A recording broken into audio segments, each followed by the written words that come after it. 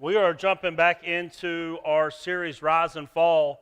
It's going to be a whole summer, about middle of the way through August, where we're just going to kind of walk through 1 Samuel in the Old Testament. And so this will be week 3. So I had a dream whenever I was a kid growing up that I wanted to play professional baseball. It was my goal in life. My son has the same goal right now. But I remember when I got to high school, I knew the next step in that journey was to go and play college baseball. And so I went on this one trip to a school to meet the baseball coach and see the program and things like that. And we're talking to this coach down at this school, and he hands me this packet to explain the program. This is kind of what you're signing up for. This is what it looks like to be part of this team. And I start reading through that, and I notice that in the off season, these guys are going to wake up at 5 a.m. to go swim laps. And then they're going to go and lift weights, and then they're going to go to class, and then they're going to go to study hall, and then they're going to go back to class, then they're going to go lift more weights, and then they're going to go back to study hall. And the 18-year-old me went, nope. And that dream just died right on the spot. I am not willing to do that. If that's what it takes to accomplish that dream, I didn't want anything to do with it. I was finished. I'm out. The price is just too high for me. What about you? You ever been in a situation where you knew God was calling you to something? You knew there was something in front of you that or maybe something that you just desired, but you knew that it came with a cost, and you were going, I don't know if I want to pay the cost to get there. I'm not sure that I want to do the hard thing to reap the benefits. Like, look, you all that have been around here a while, y'all know I got a little bit of a shoe issue, right? So that's what happens when I'm looking at the shoes. I'll be like, oh, I really want that, and then I'll see the price tag. We're like, no, I'm out. That one's too much for me. Like I'm sure we have all been there. And then, I don't know, maybe if you're like me, hopefully you're not, but if you're like me, when something's in front of you that you say that you want, but you're not really willing to pay the price, we try to find other ways to do it. Or like we try to find a shortcut or a workaround. Or it's like, is there like a great value brand of the dream that doesn't cost as much? You know what I'm saying? Like, is there a discount dream that I could go? It's like, I don't want to pay the price for the real thing, but maybe that's what, actually, I had a friend a couple weeks ago that just jogged my memory. He said, I know how you can get any of them shoes you can't afford. He said, just buy fakes. I said, I'm not putting fakes on these feet, I'll tell you that much right now. But you know what I'm saying? There's people, y'all been chasing fake dreams because you will not go and pay the price for the real dream. That's just sometimes that's where we're at. Like, we'll try anything other than the one thing. Lord, could there not just be a different way to get where you want me to go? That's what we're going to see today. We're in 1 Samuel chapter 4. Hit the QR code in front of you if you want to follow along with my digital notes. Let me catch you up with what's going on in 1 Samuel. The first week of this series, we learned about the birth of Samuel. Last week, we covered the call of Samuel, that Samuel was going to be a prophet. He was living with a guy named Eli that worked at the synagogue in Shiloh, along with his 2 wicked sons that were working in that synagogue.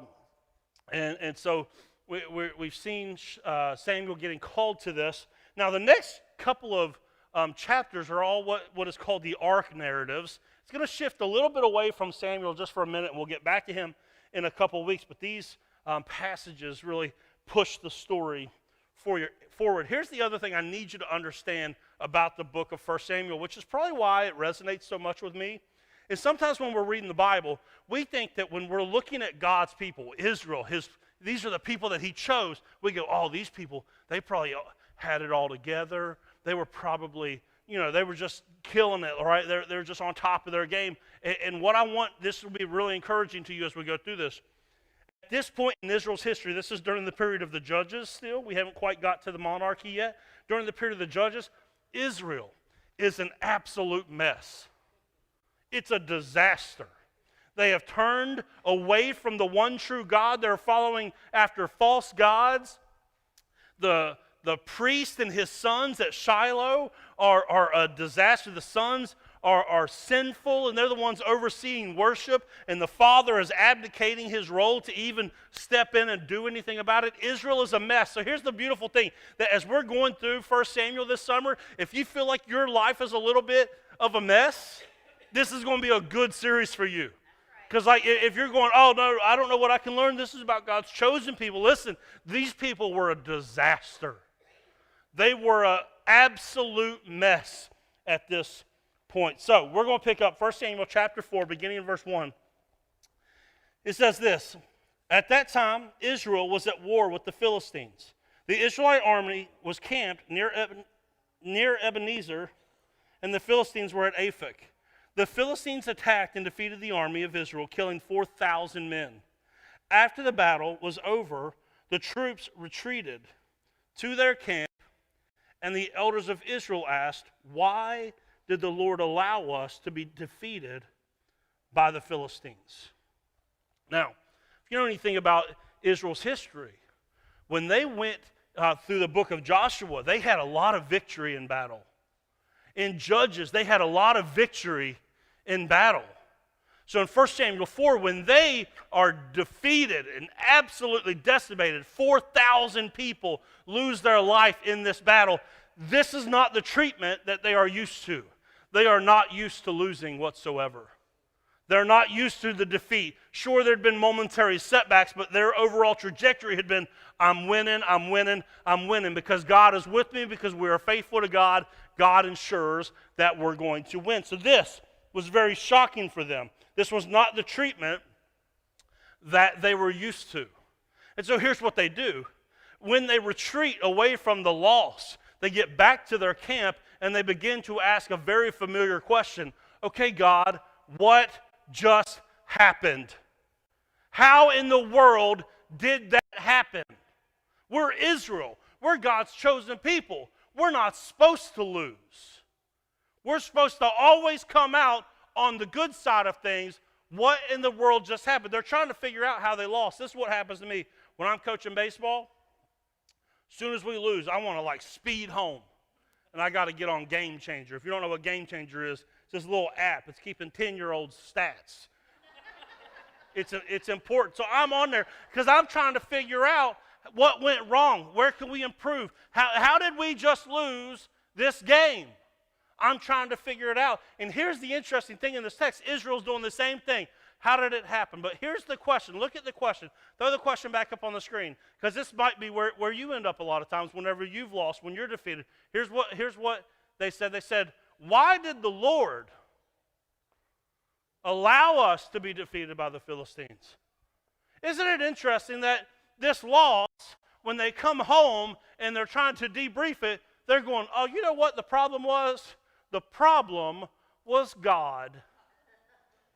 Yeah. The problem was God. It was clearly His issue. It was clearly His fault that we lost. It was clearly His fault that we were defeated. It was God's fault, because there's no way that it could be us. There's no way that it could be the problem with me. Surely it had to be God that was at fault. They haven't considered themselves at all. This is what I have to tell kids when I'm coaching them in baseball. Whenever something goes wrong, they'll come off the field and I want to have a conversation with them. And without a doubt, they're going to go like this. They're going to go, it was the mound's fault. The mound was too small. The mound was too small. You mean the same one that you pitched on last weekend? Yeah, that mound was too small. It was the ball's fault. The balls were just too slick. The same balls we played with last weekend when you won? Yeah, the balls were too slick this weekend. Well, the weather wasn't right. It was a little bit too hot. The sun was in my eye. It was the weather's fault. Or this is one of their favorites. Why'd you strike out? Oh, it was the umpire's fault. It's the umpire's fault. You know that guy can't see. It's the umpire's fault. And when they come off the stage or off the field, I'll go, listen. If the fault is always everyone else's and everything else's, then it's never incumbent on you to actually change. If in your life, every time you lose, you point the finger at somebody else, then you don't ever feel like you have to do anything. It's always their fault. They're the ones that messed it up. They're the ones that fell short. It's God's fault. It's their fault. It's my boss's fault. It's my church's fault. It's my husband or my wife or my kids. It's their fault. It's never my fault. No. It's not me. It's God. That must be why we lost. Everyone else's fault. And until we get to the point where we go, you know what? Maybe the problem is me, then you're not at a point where you can change. And you're going to keep losing, and you're going to keep blaming everybody and everything else. So here's what happens next. They're going to come up with a plan. This is what they say in the second part of verse 3. They said, let's bring the ark of the covenant of the Lord from Shiloh, and if we carry it into battle with us, it will save us from our enemies. So here's their idea. So the Ark of the Covenant is Israel's most sacred possession at this point. It was the thing that housed the stone tablets. It was the thing that Israel believed between the two cherubim on the top. It's a wooden box about 4 feet short. It's laid in gold. And on the top there's this seat or this throne called the mercy seat or the hysterion in Greek, and it has 2 cherubim on the side. They believed that's where the manifest presence of God dwelt from. So here's in their mind what happened. They go, well, when it comes to this battle, we showed up, but God didn't. We showed up, but God didn't. So here's our plan. We will go and get the Ark of the Covenant where we know that the manifest presence of God dwells, and we will drag the Ark of the Covenant into this battle to force God to show up this time. We will force him to show up since we went on our own last time. We're going to force things. We're going to say we're going to take matters into our own hands. I'm sure none of us have ever been there, right? So they sent men to Shiloh to bring the ark of the covenant of the Lord of heaven's armies, who was enthroned between the cherubim. Hophni and Phinehas, the sons of Eli, those are the 2 wicked sons that are up at the synagogue in Shiloh, were also with the Ark of the Covenant of God. When all the Israelites saw the Ark of the Covenant of the Lord coming into camp, their shout of joy was so loud, it made the ground shake. So they had this idea, we're going to go and we're going to force God's hand. We're supposed to win, and he's supposed to make sure that we win, because after all, we're the people of God. We're the ones that showed up on Memorial Day, amen? I get you. We're supposed to win. We're the people of God. So we're going to force God's presence into this fight. But here was the problem. Did you see who was actually with the ark? The 2 scoundrels from Shiloh. It came with the 2 people that are the biggest problem in Israel right now, who have turned their back on God, who are robbing from the synagogue, and who have a father who won't step in and discipline. So they think, here's what we're doing. We're dragging the presence of God into our problem so he can fix it, and they don't even realize that they're bringing the enemy into the problem with them.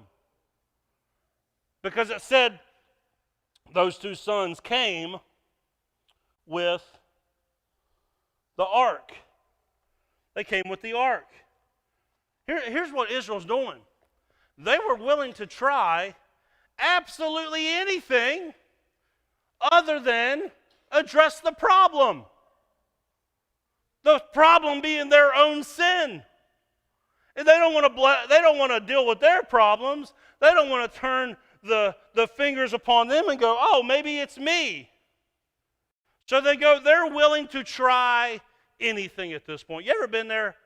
When you know the one thing that you're supposed to do, but you don't want to do it? This has been a real big problem for me over the last 8 or 9 years. Probably about 8 or 9 years ago, 2016. So was that 8 years ago? I was in the best shape of my life. I was in the gym 5 days a week. I mean, I was in the best shape of my life probably since middle school wrestling. That year I had a little bit of a personal crisis that caused me to have to get into counseling, start taking depression and anxiety medication. And next thing I know, within the time span of one calendar year, I had gained 50 pounds. And ever since then, it's been a struggle. It just looks like this. And here's why. I'll just go ahead and tell on myself. Because for me, I want there to be a shortcut. I'm like, is there a pill I can take? Is there a shot that don't cost $2,000 a month, please? Is there like a program? Can I pay you $49.99 for you to tell me what's wrong with me? Is there something other than, is there like, my wife and I were talking a couple weeks ago. We were talking again about taking shortcuts in our physical fitness journey, and I just stopped the conversation. I said, listen, here's our problem. We already know what we're supposed to do, and yet we refuse to do it. Everybody knows it's not, you don't need to pay anybody whatsoever to tell you that calorie deficit and exercise makes you lose weight. You don't need a PhD. You don't need a doctor. You just know this is the way that it works. Calorie deficit, workout. For the vast majority of the human population, that's the key. And that is the one thing we do not want to do. Lord, is there not another way? We're praying for weight loss. Just praying, Lord. Just praying. Take it away, Lord. Take it away.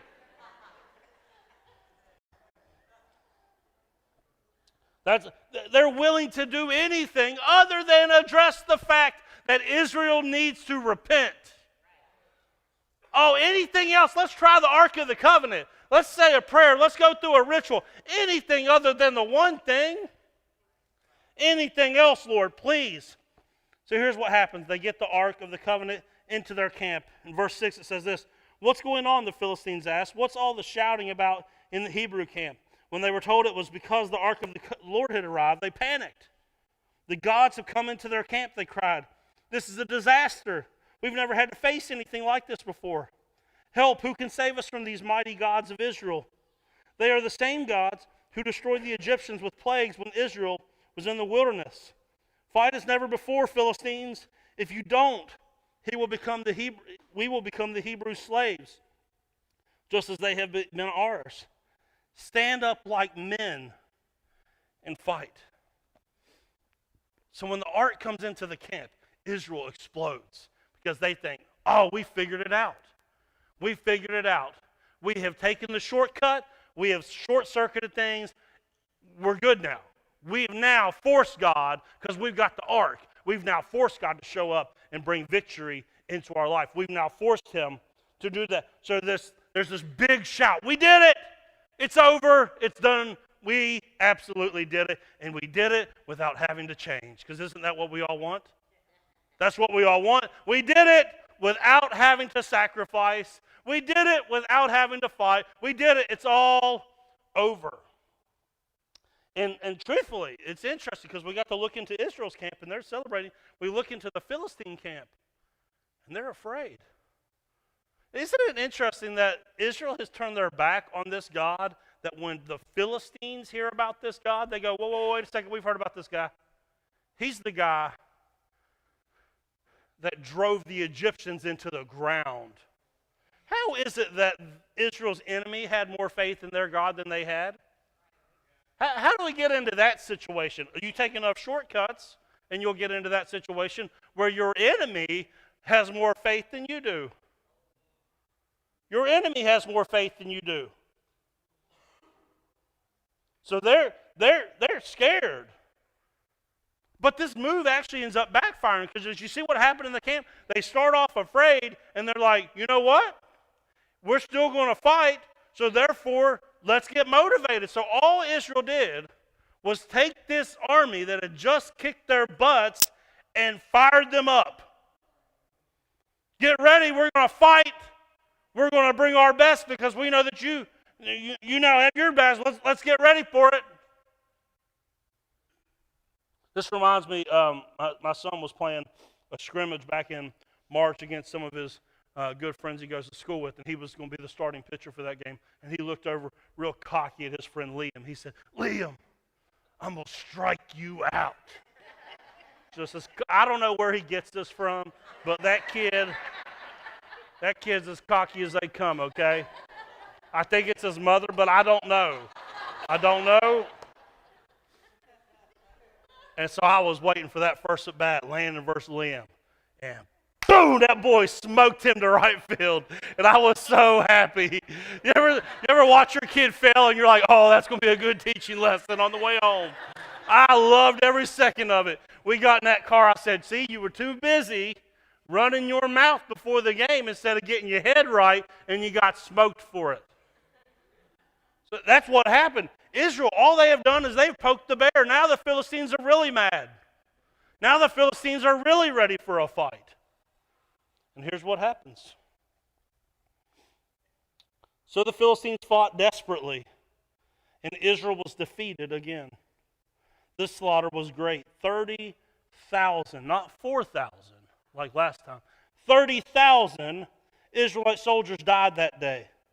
The survivors turned and fled to their tents. The ark of God, this is Israel's most sacred possession, is now captured. Hophni and Phinehas, the two sons of Eli, were killed. Israel, even though they had the ark of the covenant with them this time, is completely decimated. Completely destroyed, defeated, driven into the ground. Could you imagine them going, wait a second. We forced God this time to come into this fight, and we still lost. What's going on? How did this happen? Here's the truth of the matter, because some of us were trying to do this in our own lives. God cannot be manipulated to bless you when you are being unfaithful to Him. God cannot be manipulated into showing up into your situation just because, well, you know, we go to church, we have a Bible, we pray every once in a while. God cannot be manipulated into blessing you if you're going to be unfaithful to Him. If you're going to be the problem, don't expect God to just show up with His magic eraser and make everything better. It just doesn't happen like that. Right? It really doesn't. It wasn't God's fault.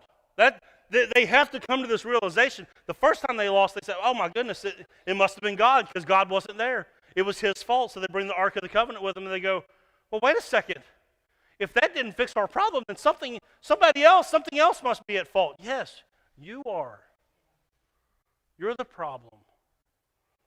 You're asking God to bless you without being faithful. Like you may say that you want God's blessing in your life, but are you willing to do what's necessary to actually live in it? Like, are you willing to do that? Let me give you a couple of examples of how this actually intersects with our life. So I do premarital counseling with any couple that I marry here. I make them go through premarital counseling. I've never met a couple that whenever we're getting ready to have a marriage, a ceremony, a wedding, not one couple went, you know what, I hope that this marriage doesn't work. I'm yet to have that. All of them show up wanting God to bless their marriage. They want God to bless their marriage. Oh Lord, please bless this marriage. However,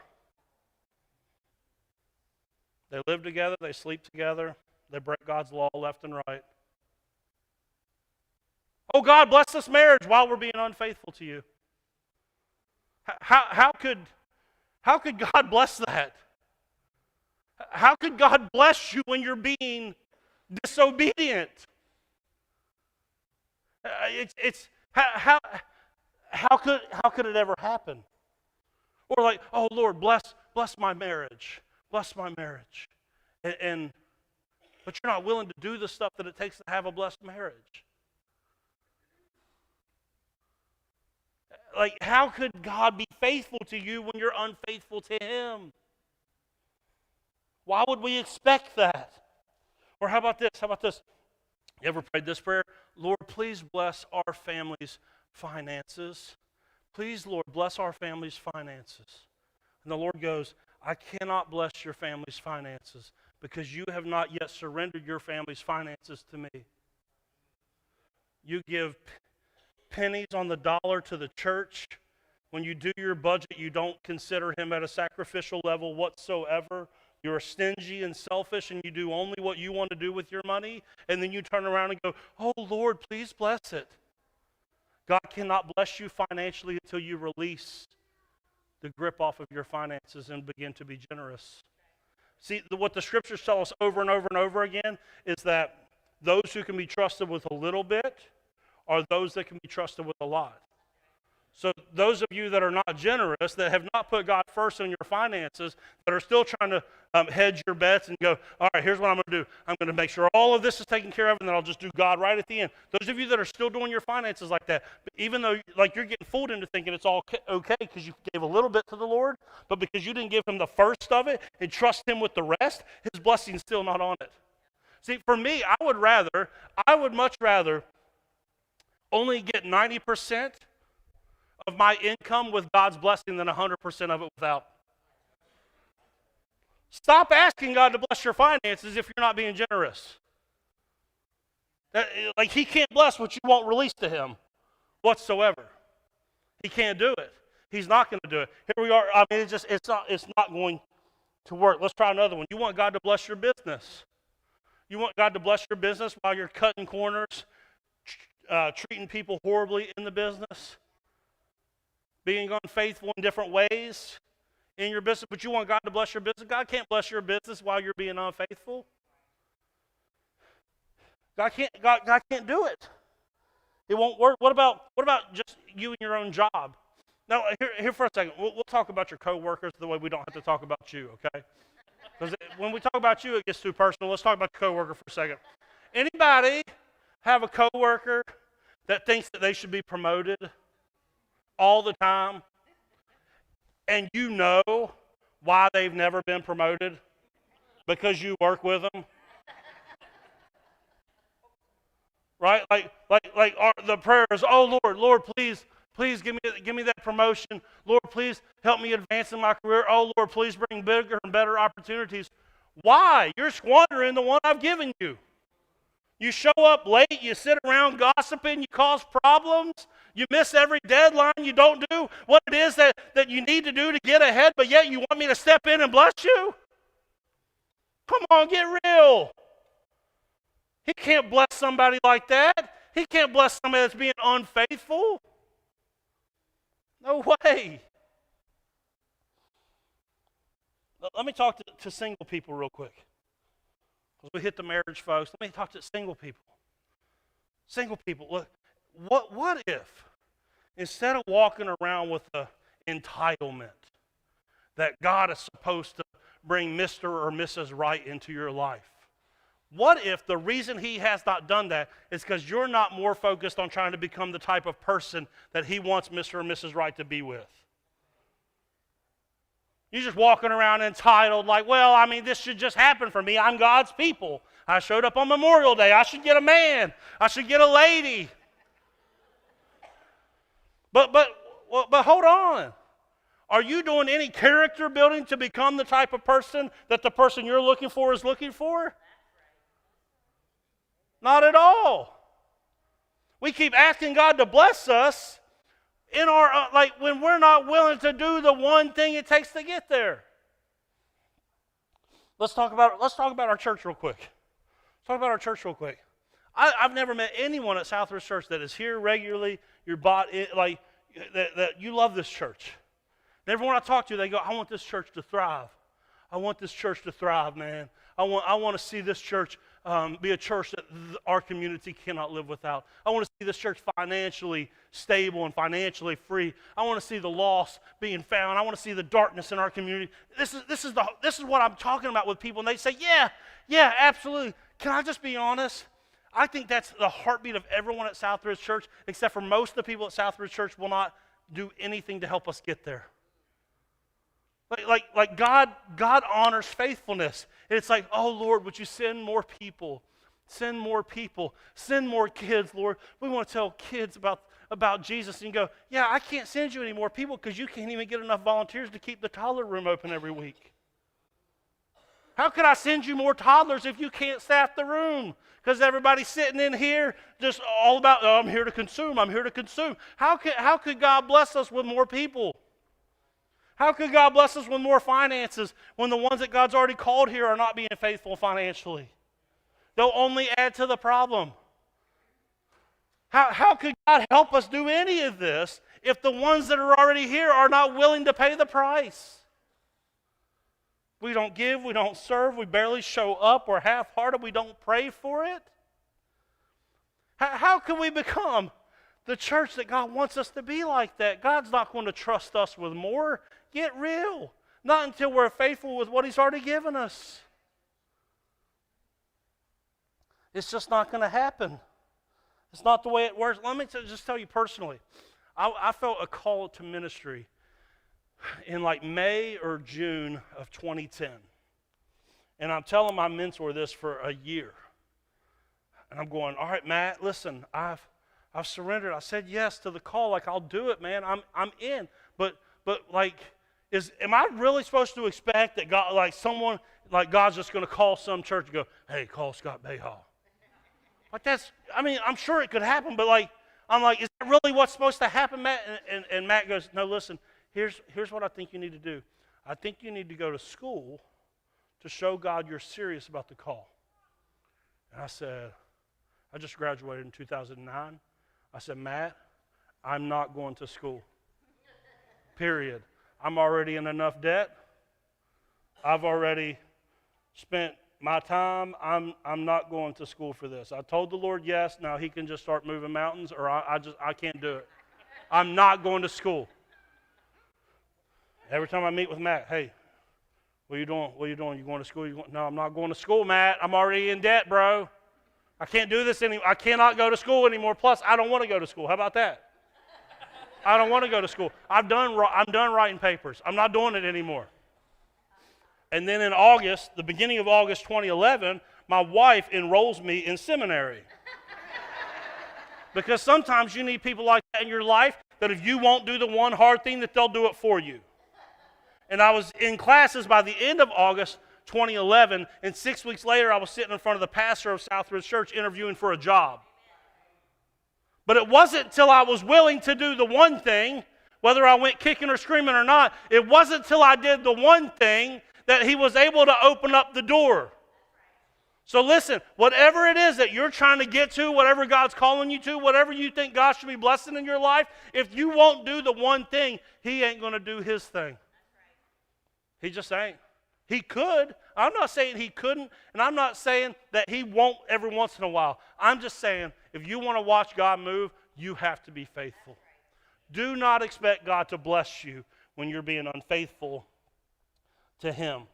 See, we want to live in the blessing of God without doing whatever it takes, without taking the responsibility to experience the blessing of God, and it's just not going to work because, listen, some people, I've met a lot of people in my 13 years of ministry experience, we think that there is some religious, spiritual way to manipulate God into fixing our lives. Right? You know how many people over 13 years of ministry have come here on Sundays, and after church they'd always come up, they go, hey, can you sign this paper? I'm in a rough spot in my life or whatnot. They're like, yeah, absolutely, I'm so happy you're here. As soon as them people get out of trouble, they don't ever come back to church. When people get sick or their marriage is in trouble, they come to church, God fixes it, and then they take off on them. Ain't that wild? See, because we think that there's some sort of spiritual, religious shortcut that we can take. Oh, you know what? I'll just start going to church and that'll fix it. That will not fix it. God cannot be manipulated by your religious activity. There is no substitute for actually repenting and doing the hard thing. There is no substitute. Well, I'm just going to start praying. I'm going to start praying. No, maybe before you pray, you need to change. Maybe Maybe you leave today and you go, you know what? My life is a little bit of a mess, just like Israel's was, and it's because I've been blaming everybody and everything and my circumstances, and it's my parents' fault, it's my grandparents' fault, it's my boss's fault, it's the church's fault, and I'm just, you know what? I'm just going to go somewhere else. Here's the problem. Every time that you try to run away from your problems, can I just tell you, the problem is that most likely you're the problem, and if you try to go somewhere else, the only problem is that you take the problem with you. Right? Because everywhere that you go. You can't run away from you. So if you're the problem, you better fix the problem before you think that it's greener pastures elsewhere. God cannot bless you in your unfaithfulness. And it's unfair of you and manipulative of you to expect Him to. So maybe you've been praying for a while for God to do something in your life. Let me just get you this one last thought. Do not pray for what you will not pay for. Don't pray for this church to succeed if you're not partnered in ministry with us. That's a prayer that will fall on deaf ears. Don't pray that the Lord's going to send you the right people for your life if you're not focused on becoming the right person. Don't ask God to bless your finances and give you a raise at work and promote you and all this if you're not being the type of person that can be trusted with more. Do not continue to act as if you can turn your back on God like Israel did and think that He's just going to show up. Eventually you're going to show up to the fight and you're going to lose. You're going to lose. Can I give you some good news, though? Because I know it's been a little bit heavy. Let me give you some good news. The God of this Bible, right here, His desire is to bless you. His desire is to prosper you, to heal you, to give you a rich and a satisfying life. He is not mad at you. He is not upset with you. He has not turned His back on you. He simply is inviting you. Why don't you take a different direction? If you want to live in the blessing of God, then be faithful to God. Like maybe today you realize, yeah, what I'm doing, it's not working. It's not working. It's like defeat after defeat after defeat after defeat, and I can't take anymore. Is there a different path? There is a path. There is a Father in heaven who is absolutely crazy about you, that wants to save you from the life that you have created such a mess in. He wants to bless you. He wants to be in relationship with you. So turn to Him. Turn to Him. Turn away from yourself. Turn to Him. And just go, you know what, God, I am the problem. I am the problem, and I can't run away from it, because if I run away, there I'll be also. It's me. I've got to change. I'm the one that's the problem. He's already done His part. He came, He lived, He died, He rose again. He did His part for you to be blessed. How will you do yours?